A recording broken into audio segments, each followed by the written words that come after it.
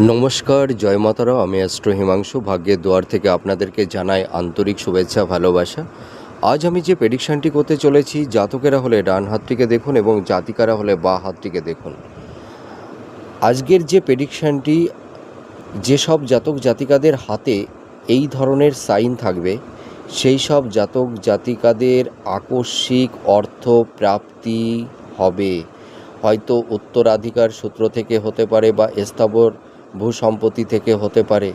তাছাড়া দেখা যায় এই ধরনের রেখা যদি কোনো জাতক জাতিকাদের হাতে থাকে, তাহলে এরা লটারি প্রাপ্তির যোগ তৈরি হয়। এরা লটারি থেকে প্রচুর অর্থ পেয়ে থাকে। তা কি করে হয় সেটাই আমি আলোচনা করব।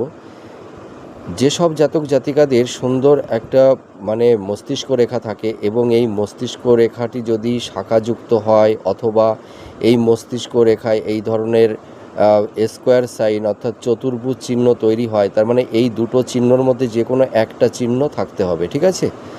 আর এখান থেকে এই যে চন্দ্রের স্থান থেকে হোক বা আয়ুরেখা থেকেই হোক, সুন্দর একটা সুদীর্ঘ ভাগ্যরেখা যদি শনির ক্ষেত্র পর্যন্ত উঠে যায় এবং সেখানে গিয়ে যদি একটু শাখাযুক্ত হয়, এই ধরনের ভাগ্যরেখাটি দেখতে হবে। আর এইটা হচ্ছে উচ্চস্থ মঙ্গলের ক্ষেত্র।